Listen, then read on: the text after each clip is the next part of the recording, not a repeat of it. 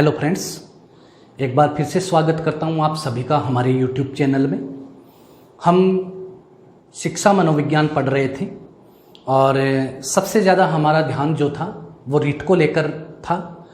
अभी रीट का जो डिसीजन है वो अभी तक अनिर्णित है और जो चर्चाएं चल रही हैं वो काफ़ी रोचक भी हैं और तैयारी करने वालों के लिए डरावनी भी हो सकती हैं, क्योंकि अभी जो पहले पैटर्न चल रहा था वो केवल रीट और ग्रेजुएशन के मार्क्स को लेकर था।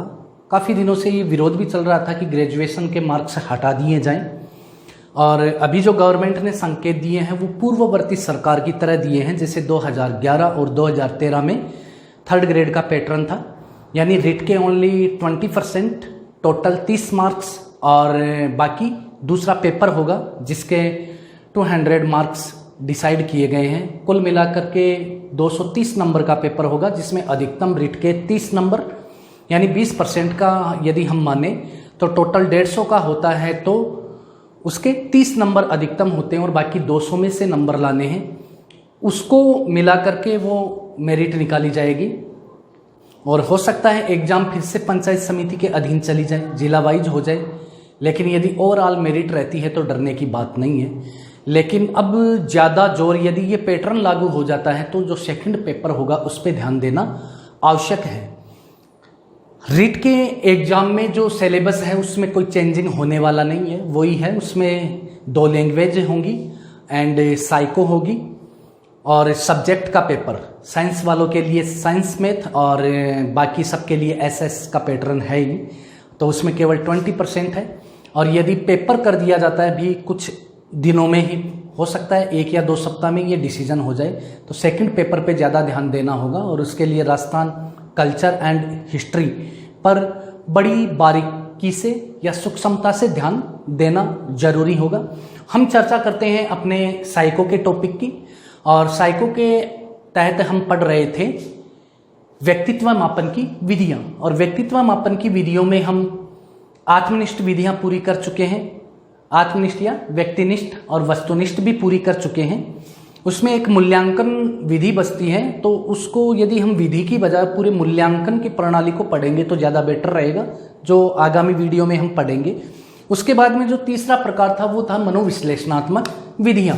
काफ़ी छोटा टॉपिक है, लेकिन ये प्रश्न पूछ ही लिया जाता है कि कौन सी विधि मनोविज्ञान की मनोविश्लेषण विधि के अंतर्गत मानी जाती है।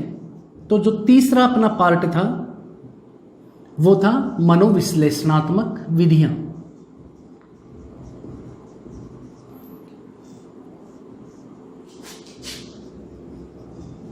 मनोविश्लेषणात्मक विधियां, ये विधि, ये अध्ययन के लिए इसको विधि के तौर पे देख लिया गया है, बल्कि हम यदि ध्यान दें तो हम ये पाएंगे कि मनोविश्लेषणात्मक केवल एक विधि का नाम नहीं है, बल्कि ये तो एक पूरा का पूरा सिद्धांत है जो सिगमंड फ्राइड द्वारा दिया गया था। काफ़ी रोचक भी है, इंटरेस्टेड है, और मनोविज्ञान में इसने काफ़ी उथल पुथल भी मचाई थी।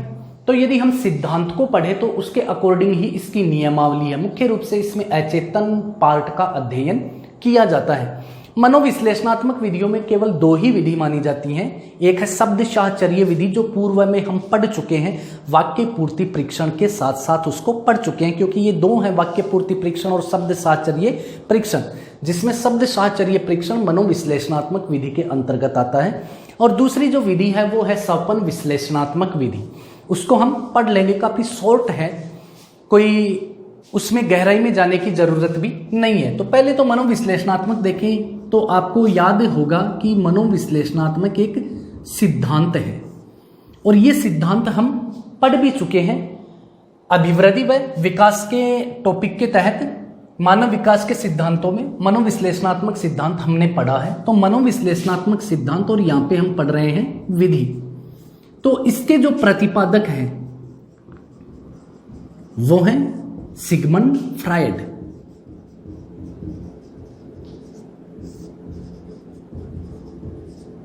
मनोविश्लेषणात्मक सिद्धांत या मनोविश्लेषणात्मक विधि के प्रतिपादक हैं सिगमंड फ्राइड। फ्राइड ने मानव मन के 3 पार्ट बताए हैं। मानव मन के 3 भाग बताए हैं। यहां सिद्धांत को लेना जरूरी है क्योंकि समझने के लिए, जबकि विधि के अंतर्गत हम केवल अचेतन मन पे ही अपना ध्यान केंद्रित करेंगे। तो फ्राइड ने बताया कि मानव मन के 3 भाग होते हैं। कौन कौन से होते हैं? चेतन, अर्धचेतन और अचेतन। इनको डिवाइड भी किया गया है, कुल 1/10 भाग, और ये कुल 9/10 भाग।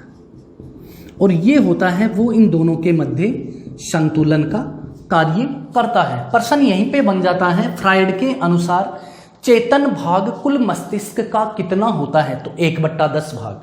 दूसरा प्रश्न बन जाता है, फ्राइड के मनोविश्लेषणात्मक सिद्धांत में मन का सबसे बड़ा भाग या मस्तिष्क का सबसे बड़ा भाग अचेतन मन, 9/10 भाग। यहां पे एक इंपॉर्टेंट प्रश्न और पढ़ लेते हैं। फ्राइड ने मानव मन या मानव मस्तिष्क की तुलना, मानव मस्तिष्क की तुलना किससे की है? हिंद महासागर में तैरते हुए हिमखंड से, तैरते हुए हिमखंड से। हिम यानी बर्फ, बर्फ का टुकड़ा। कैसे? ये महासागर है। आप भी घर पे ये प्रयोग कर सकते हो। किसी भी बीकर में या किसी पात्र में आप पानी डाल करके उसमें फ्रिज से बर्फ का टुकड़ा डाल सकते हो। तो यदि बर्फ का टुकड़ा डालोगे तो यही कंडीशन लागू होगी। बर्फ का लगभग 90% भाग पानी में डूबा हुआ होगा। एक भाग इस सतह को स्पर्श करेगा और केवल 10% भाग, केवल 10% भाग पानी के बाहर होगा। तो केवल 10% भाग यानी केवल 1/10 भाग जो बाहर होगा वह भाग कौन सा होगा? चेतन। और जो 90% पानी में डूबा हुआ है 9/10 भाग, वह क्या होगा? अचेतन। और जो इस सतह को स्पर्श कर रहा है वह क्या होगा? अर्धचेतन। आपने देखा, यदि आप घर पे फ्रिज से बर्फ लेकर के किसी एक पात्र में बर्फ का टुकड़ा डालते हो तो यही सिचुएशन आपके सामने होगी कि बर्फ का एक बहुत छोटा भाग पानी के बाहर होता है और बाकी शेष भाग उसका डूबा हुआ होता है। फ्राइड के अनुसार यही मन की स्थिति होती है। इसके अलावा एक चीज और नोट करिएगा कि जब तक ये बर्फ है, ठोस अवस्था में है, तब तक इसमें हलचल रहेगी, अर्थात ये पानी में इधर उधर तैरता रहेगा। बर्फ की ये विशेषता है, जब तक ये ठोस पदार्थ में है और तरल पदार्थ में ये रहेगा तब तक ये तैरता रहेगा। कहने का मतलब इससे संकेत ये मिलता है, फ्राइड ये मानता है कि मानव मन सदैव सक्रिय होता है, कभी भी स्थिर नहीं होता। आप अपना स्वयं का अध्ययन कर सकते हैं कि आपका माइंड हर 1 मिनट या 2 मिनट में डाइवर्ट होता है, कहीं भी जा सकता है। हो सकता है हम क्लासरूम में बैठे हों और क्लासरूम में बैठे बैठे अचानक हमारे माइंड में कोई ख्याल आ गया और हम यहाँ से कुल्लू, मनाली, देहरादून कहीं पर भी चले गए। इसके अलावा हो सकता है आपकी पॉलिटिकल में रुचि है तो आप व्हाइट हाउस चले गए, या फिर हो सकता है आपका कोई प्रियजन घर पे आने वाला, आपके पापा आने वाले हैं तो आप उसकी कल्पना करने लगते हो कि मेरे पापा फ्लाइट में बैठ गए होंगे, आ रहे होंगे। कहने का मतलब अवधान या एकाग्र होना बहुत मुश्किल होता है मनुष्य के लिए, अर्थात मनुष्य का माइंड है वो सदैव सक्रिय होता है, जैसे पानी में बर्फ का टुकड़ा होता है। अब यहाँ पे हम पूर्व में इस चीजों को पढ़ चुके हैं, लेकिन यहाँ पे देखें इसका संबंध जो होता है चेतन, चेतन यानी हम अपनी मारवाड़ी भाषा को ही ले लेते हैं। हम बोलते हैं कई बार कि उठ बेटा तन अभी तक चेत ही को नहीं होयोगे। चेत यानी जागृत अवस्था, उठना, जागृत अवस्था। इसका संबंध जो है वो जागृत अवस्था से होता है। 1/10 यानी आप जो बोलते हो, जो पहनते हो, जो खाते हो, दूसरों से आप वार्तालाप करते हो, जो भी आप सीखते हो वो केवल 1/10% है। सोचिए कि मानव का मस्तिष्क है वो 90% तो निष्क्रिय है, केवल 10% में हम इतना काम कर रहे हैं। 10% में हमने अपनी इतनी सभ्यता का विकास कर लिया है, 10% में हमने इतने लोगों से रिलेशन बना रखे हैं, 10% में हमने अपना शब्द भंडार इतना समृद्ध कर रखा है, 10% में हमने graduation, post graduation, net, slate, PhD वगैरह कर रखी है। बाकी यदि हम ध्यान दें। और यदि इसको 10% से आगे जो 90% सोया हुआ है, इसको यदि हम जागृत करें तो अल्बर्ट आइंस्टीन, जिसका माइंड 11%, 11.5% सक्रिय था। कई बार आपने न्यूज़पेपर में ऐसी घटनाएं भी पढ़ी हुई होंगी कि कोई व्यक्ति यदि खिड़की की तरफ देखता है तो खिड़की के शीशे टूट जाते हैं। कई बार आपने ऐसा महसूस भी किया होगा कि कई लोगों को आने वाले खतरों का पूर्वानुमान हो जाता है। कई बार आपके भी मन में ऐसा हुआ होगा कि आप सोचते हो कि यार आज तो मुझे अचानक अजीब सी बेचैनी हो रही है, कुछ अजीब होने वाला है। मतलब आपके माइंड का कोई एक विशेष पार्ट सक्रिय है, वो आपको गॉड गिफ्ट है। और आपको कुछ देर बाद में ये खबर मिलती है कि आपके फ्रेंड का एक्सीडेंट हो गया, दुखद घटना आपको मिली, तब आपको बेचैनी हो रही थी। कई बार ऐसा होता है कि आप अकेले बैठे बैठे ही मुस्कुराने लगते हैं। आपसे आपका यार दोस्त पूछता है तो आप ये बोलते हो, यार पता नहीं लेकिन मेरे को आज अच्छा लग रहा है, बड़ा अच्छा लग रहा है। और कहीं से आपको एक खुशी मिलती है, प्राप्त होती है। कहने का मतलब ये मानव मस्तिष्क है, मानव मन के संकेत हैं। पृथ्वी का जो चुंबकीय क्षेत्र है वह हमारे मस्तिष्क से क्रिया करके हमारे शरीर में हमें इस प्रकार की घटनाओं के संकेत देता रहता है, बशर्ते उसके लिए हमारा माइंड 10% से अधिक जागृत होना आवश्यक है। और भारतीय दर्शन में यदि हम देखें तो इस माइंड को जागृत करने के लिए योग पद्धति सबसे अच्छी मानी गई है। अब बात करते हैं इसका संबंध तो किससे होता है, जागृत अवस्था से होता है। बाकी हमारे दैनिक जीवन में ऐसी घटनाएं होती हैं, बहुत सारी घटनाएं ऐसी होती हैं जिनको सबके साथ हम अपना तालमेल नहीं कर पाते। हमारी ऐसी इच्छाएं जो अपूर्ण रह जाती हैं। हमें किसी चीज से लगाव है, कोई भी वस्तु पदार्थ, चाहे वह भौतिक हो चाहे जैविक हो, और कुछ चीजों को हम चाह के प्राप्त नहीं कर पाते। जैसे मान लो कि हमारी ख्वाहिश है एक आईफोन लेने की, और हम बाकायदा उसके लिए प्रयास कर रहे हैं, लेकिन इतना पेमेंट हमारे पास इकट्ठा नहीं हो पा रहा है और होने वाला होता है। और कुछ ऐसी घटना हो जाती है कि हम वो नहीं ला पाते, हमारा ख्वाब फिर से टूट जाता है। तो ऐसी स्थिति में वो हमारी क्या बन गई, अपूर्ण इच्छा बन गई, अतृप्त इच्छा हो गई। हम चाह के भी उसे पूरा नहीं कर पाए। इसलिए इस अचेतन भाग में जागृत अवस्था के दौरान हम जिन चीजों की ख्वाहिशें रखते हैं, जिनकी हम चाहत रखते हैं और वो चाहकर भी पूरी नहीं हो पाती, वो धीरे धीरे चेतन से गिरती गिरती कहां पे आ जाती है, अचेतन मन में आ जाती है। और वो क्या बन जाती है, दमित इच्छा बन जाती है। दमित इच्छा, अतृप्त इच्छा। इसके साथ में एक चीज और लिखूंगा, इसके अलावा काम शक्ति। फ्रायड अचेतन मन को काम शक्ति का भंडार ग्रह मानता है। ये पर्सन इंपॉर्टेंट है। दमित इच्छाओं का भंडार ग्रह किसे कहा जाता है, अचेतन मन को। अतृप्त इच्छाओं का भंडार ग्रह किसे कहा जाता है, अचेतन मन को। काम शक्ति का भंडार ग्रह किसे कहा जाता है, अचेतन मन को। ये जो भौतिक पदार्थ हैं इनकी तो बातें अलग है। व्यक्ति को सबसे ज्यादा जो स्थिति उद्वेलित करती है वो है फिजिकल रिलेशन, अर्थात किसी विषम लिंगी की चाहत। आपने देखा होगा सर्वाधिक कुसमायोजन की समस्या किशोरावस्था में होती है। विषम लिंगी के प्रति सर्वाधिक आकर्षण किशोरावस्था में होता है। सर्वाधिक विवाह शौपन की अधिकता किशोरावस्था में होती है। वो ये समस्याएं हैं। तो जब व्यक्ति युवावस्था में आता है तो उसका आकर्षण विषम लिंगी के प्रति बढ़ता है, और ये आकर्षण बढ़ता जाता है। इंसान बैठे बैठे ही मुस्कुराने लगता है, ख्वाब देखने लगता है, तारे गिनने लगता है। और कई तो महापुरुष ऐसे भी होते हैं जो हनीमून पे भी निकल जाते हैं। कहाँ, दिवा शौपन में, कल्पनाओं में, और बैठे बैठे ही हंसने लगते हैं, रोने लगते हैं, प्रयास करते हैं, लेकिन सामाजिक बंधनों के कारण मिल नहीं पाते। अब चाह कर भी नहीं मिल पाते हैं। वो क्या बन गई, दमित इच्छा बन गई, अतृप्त इच्छा बन गई। अब इस अचेतन मन के कारण क्या आते हैं, हमें शौपन आते हैं। शौपन जरूर आएंगे। आप देखोगे कि जो आपकी अतृप्त इच्छा है जो पूर्ण नहीं हो पाई, उसके शौपन जरूर आते हैं। अब अचानक क्या होता है, प्रेमी व प्रेमिका आपस में मिल नहीं पाते हैं। अचानक एक दिन प्रेमी को शौपन आता है, ऐसा क्या कि उसके पास अनफील्ड लाइफ ये मोटरसाइकिल है, बाइक है अनफील्ड, और उस पर उसकी प्रेमिका बैठी है और वो कहीं घूमने के लिए जा रहे हैं। चेहरे पे नींद में ही मुस्कान आ रही, वो काफी अच्छा है। क्यों?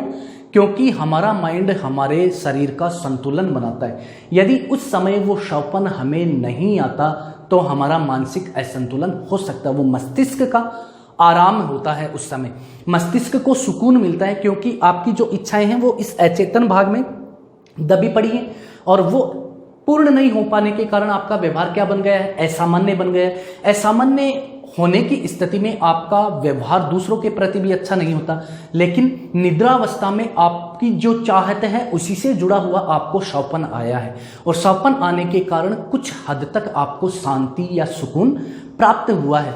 उस सुकून की बदौलत आपका माइंडली संतुलन है वो बना रहेगा और हम पागल होने से बच जाते हैं। फ्राइड ने अपनी पुस्तक लिखी है इंटरप्रेशन ऑफ ड्रीम्स, सौंपन विश्लेषण पुस्तक, जिसमें उसने लिखा है कि प्रत्येक व्यक्ति एक रात में 8 घंटे की रात्रि में लगभग 8 घंटे अच्छी नींद आती है, उसमें 12 से लेकर 14 तक सौंपन देखता है। विडंबना यह है कि वो पूरे के पूरे सौंपन हमें याद नहीं रह पाते। क्यों? क्योंकि हम गहरी नींद में होते हैं, इसलिए वो हमें याद नहीं हो पाते, बल्कि अपना शारीरिक संतुलन बना रहता है। जैसे आप देखोगे तो पाओगे कि जब सुबह हमारी नींद लगभग पूर्ण हो जाती है और हम अर्ध निद्रा की स्थिति में होते हैं, उस समय हमें सौंपन आ रहे होते हैं, तो वो हमें कुछ कुछ याद होते हैं। इसके अलावा आप देखोगे उस समय के सौंपन हमें याद रहते हैं जब हमें कोई शारीरिक पीड़ा हो। शारीरिक पीड़ा का मतलब रात को हमें लघु शंका हो गई हो और तेज सर्दी के कारण हम जा नहीं पा रहे हैं और बेवजह बिस्तर पे पड़े हैं, परेशान हो रहे हैं, लेकिन नींद भी आ रही है और शारीरिक पीड़ा भी हो रही है लघु शंका के कारण। उस समय जो सौंपन आता है वो भी हमें याद रहता है। कहने का मतलब ये है कि फ्राइड के अनुसार प्रत्येक व्यक्ति एक दिन में 12 से 14 सौंपन देखता है, और ये सौंपन अचेतन मन के कारण आते हैं, और जो अतृप्त एवं दबित इच्छाएं होती हैं, अर्थात जिन वस्तुओं की हम चाह रखते हैं, जिन वस्तुओं से हम अपना लगाव रखते हैं, उनसे जुड़े हुए सौंपन आते हैं और अपना माइंडली संतुलन है वो बना रहता है। तो फ्राइड ने ये चीजें बताई। ये चीजें बताने के साथ साथ फ्राइड ने क्या कहा कि मानव मन के 3 भाग होते हैं, चेतन, अर्धचेतन, अचेतन। व्यक्ति की जो आवश्यकताएं होती हैं या मानव का व्यवहार, उसकी शारीरिक एवं मानसिक आवश्यकताओं,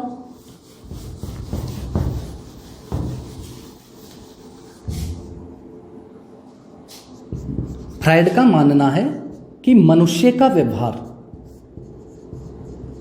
किन चीजों से निर्धारित होता है। तो मनुष्य का व्यवहार व्यक्ति की शारीरिक, मानसिक आवश्यकताओं,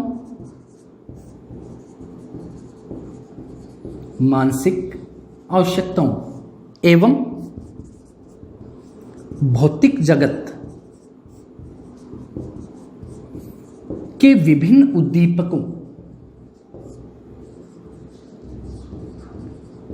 उद्दीपकों से प्रभावित होता है। जायज सी बात है, हमारी जो शारीरिक आवश्यकताएं होंगी उनको हम पूरा करने का पहले प्रयास करेंगे। हमारे माइंड को जो चीजें सुकून देगी उनको हम पहले प्राथमिकता देंगे। जैसे संगीत है, हमारे माइंड को सुकून देता है, हम सुनते हैं। जब कोई चिल्लाता है, भयंकर रुदन करता है, तो वो हमें अच्छा नहीं लगता और हम वहां से दूर चले जाते हैं, हमारा व्यवहार प्रभावित होता है। तो फ्राइड के मतानुसार मानव का व्यवहार व्यक्ति की शारीरिक एवं मानसिक आवश्यकताओं से प्रभावित होता है तथा भौतिक जगत, इस पर्यावरण में जो वस्तुएं हैं, पदार्थ हैं जो हमारे व्यवहार को प्रभावित करते हैं, उनसे होता है। इस दौरान व्यक्ति की कुछ आवश्यकताएं ऐसी होती हैं जो अपूर्ण रह जाती हैं, पूरी नहीं हो पाती। बहुत सी हमारी इच्छा आप स्वयं नोटिस कर सकते हो, आपने क्या अब तक जो इच्छाएं की हैं वो पूरी हो पाई है? नहीं हो पाई। आपने जिन जिन भौतिक पदार्थों की और जिन जैविक कल्पनाएं आपने की हैं, यानी किसी से रिलेशन, प्रेम प्रसंग वगैरह के चक्कर में कभी पड़े हो तो एक बार विचार जरूर करना। जो अपूर्ण हमारी इच्छाएं हैं वो कभी कभी पूर्ण नहीं हो पाती, और हमारी चाहत है कि वो उसके प्रति बढ़ती ही जाती है, बढ़ती गई और हम बेचैन हो गए, इतने बेकरार हो गए कि हम रात को करवट बदलने लगे और हमारी ये इच्छा अचेतन मन में कहीं संग्रहित हो गई और हम ख्वाब देखने लगे, स्वप्न देखने लगे। तो ये अपूर्ण इच्छाएं होती हैं, वो कहां पे चली जाती हैं? अचेतन मन में संग्रहित हो जाती हैं या फिर चली जाती हैं।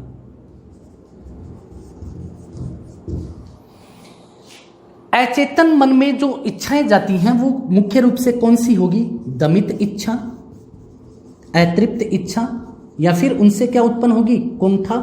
और किस में बदलाव आएगा? संवेगों में बदलाव आएगा। ये 3 चीजें। यदि हमारी कोई इच्छा चाह के भी पूर्ण नहीं हो पा रही है तो हमें कुंठा उत्पन्न हो जाती है, और हमारे संवेगों में भी क्या होता है, बदलाव आता है, परिवर्तन आता है। बार बार प्रयास के बावजूद हमें जब सफलता नहीं मिल पाती तो हम कुंठा से ग्रसित हो जाते हैं। तो अचेतन मन में दबी पड़ी इच्छाएं अर्थात दमित इच्छाओं और कुंठाओं व स्वैंगों के कारण क्या होता है, व्यक्ति अर्थात मनुष्य या फिर बालक असामान्य व्यवहार करने लगता है। असामान्य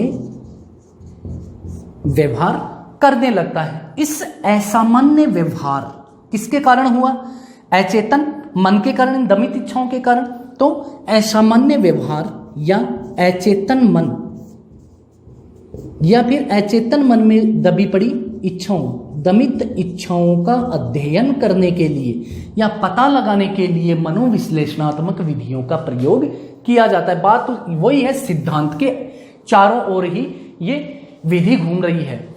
जो सिद्धांत दिया है उस सिद्धांत की विशेषता ये थी कि अचेतन मन मानव मन के व्यवहार को सर्वाधिक प्रभावित करता है। और प्रभावित करता है, क्यों करता है, इन चीजों का अध्ययन करने के लिए एक नई विधि इजाद की गई जिसका नाम रखा गया मनोविश्लेषणात्मक विधि। अर्थात यह मनोविश्लेषणात्मक विधि मनोविश्लेषणात्मक सिद्धांत के इर्द गिर्द ही घूमती है, वही बातें इसमें हैं। तो फ्राइड के अनुसार जो अचेतन मन में या फिर पर्यावरण में हमारी जो अपूर्ण इच्छाएं होती हैं वो अचेतन मन में चली जाती हैं, और अचेतन मन में दबी इच्छाओं, कुंठाओं व संवेगों के कारण मनुष्य या फिर बालक असामान्य व्यवहार करने लगता है। और इस असामान्य व्यवहार का पता लगाने के लिए या फिर उसके अचेतन मन का अध्ययन करने के लिए या फिर उसकी अतृप्त या दमित इच्छाओं का पता लगाने के लिए मनोविश्लेषणात्मक विधि का प्रयोग किया जाता है। और मनोविश्लेषणात्मक विधि में मुख्य रूप से दो विधियों को शामिल किया गया है। कौन कौन सी?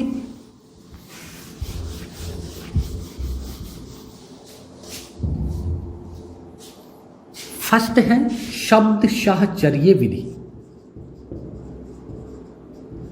शब्द साहचर्य विधि ये हम पढ़ चुके हैं। और दूसरी है सौपन विश्लेषण विधि।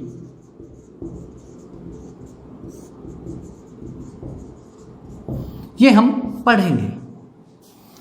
पूर्व की वीडियो में आप चेक कर सकते हैं, देख सकते हैं। यदि आपको शब्द साहचर्य विधि पढ़नी हो तो जहां पे वाक्य पूर्ति परीक्षण पढ़ाया गया है उसके साथ ही शब्द साहचर्य परीक्षण मैंने पढ़ा दिया है। अब पढ़ते हैं सौपन विश्लेषण विधि। पहले तो मैंने आपको बताया सिगमंड फ्राइड ने एक बुक लिखी थी interpretation of dreams. Interpretation of dreams में उसने साफ साफ लिखा है कि मानव को जो भी सौपन आते हैं या मनुष्य जो भी सौपन देखता है वो अचेतन मन के कारण देखता है। तो आप याद रखें, हो सकता है आपके प्रश्न आए, मनुष्य को सौपन किस मन के कारण आते हैं, अचेतन मन के कारण आते हैं। और लगभग 12 से लेकर 14 तक सौपन आते हैं 8 घंटे में। कारण मैंने आपको बता दिया कि आपको कुछ सौपन ही याद रहते हैं जब शारीरिक पीड़ा हो, लघु शंका हो, या फिर सुबह हमारी नींद लगभग पक चुकी हो। और सौपन सबको आते हैं और आपका माइंड फ्रेश होता रहता है, और जो आपकी काम शक्ति जो होती है या फिर दमित इच्छाएं जो होती हैं उनसे जुड़े हुए सौपन आते हैं। यहाँ पे मैंने पहले भी मैं आपको बता चुका हूँ, काफी शॉर्ट है, ज्यादा गहराई में जाने की जरूरत नहीं है। सौपन आप जानते ही हो, सौपन क्या होते हैं, आप बोलते हो उसको सपना, इसके अलावा ख्वाब, यही है वो जो रात को आप देखते हो, सब देखते हैं। और विश्लेषण का मतलब है एक्सप्लेन करना, यानी कि व्याख्या समझ सकते हो। और वैसे विश्लेषण ये होता है, किसी दो विधियां मुख्य रूप से, संश्लेषण विधि और विश्लेषण विधि। विश्लेषण विधि में विषय वस्तु को छोटे छोटे टुकड़ों में बांट करके उसकी व्याख्या की जाती है, वो विश्लेषण हो गया। तो सौपन विश्लेषण, इसमें मनोविश्लेषणवादियों को ये मानना है, किसका, मनोविश्लेषणवादियों का मानना है, क्या मानना है कि जैसा हमारा अचेतन मन होगा वैसे ही हम सौपन देखेंगे।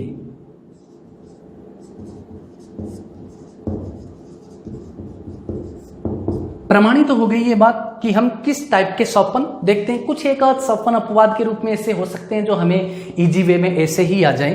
तो मनोविश्लेषणवादियों का ये कहना है कि जिस प्रकार का हमारा अचेतन मन होता है, अर्थात जिस प्रकार की हमारे अचेतन मन में दमित इच्छाएं होती हैं, अतृप्त इच्छाएं होती हैं जो पूर्ण नहीं हो पाती, उसी प्रकार के या उसी टाइप के हम सौपन देखते हैं।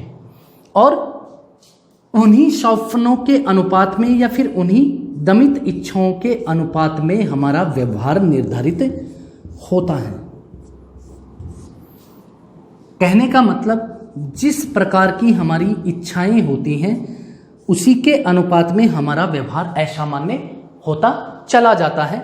तो अचेतन मन में जिस व्यक्ति के जिस प्रकार की दमित इच्छाएं पड़ी हुई होती हैं वह उसी प्रकार के सौपन देखता है और उन सौपनों के आधार पर उसका या उसके अनुपात में उसका व्यवहार निर्धारित होता है और वह असामान्य व्यवहार करने लगता है। इसलिए सौपन विश्लेषण विधि में, इस विधि में क्योंकि बालक असामान्य व्यवहार करने लगता है तो इस असामान्य व्यवहार के कारणों का पता लगाने के लिए परिजन उसे मनोचिकित्सक के पास ले जाते हैं और मनोचिकित्सक उसके असामान्य व्यवहार के कारणों का पता लगाने के लिए वो किस टाइप के सौपन देखता है, इन सौपनों का विश्लेषण करता है। अर्थात व्यक्ति की दमित इच्छाओं या फिर उसके असामान्य व्यवहार के कारणों का पता लगाने के लिए सौपन विश्लेषण विधि में मनोचिकित्सक उस व्यक्ति को आए सौपनों का विश्लेषण करता है और उस विश्लेषण के आधार पर यह पता लगाता है कि इस बालक या इस व्यक्ति के असामान्य व्यवहार का क्या कारण है। यह है सौपन विश्लेषण विधि। इसी विधि के साथ अपनी व्यक्तित्व मापन की जितनी भी विधियां हैं वो कंप्लीट हो चुकी हैं।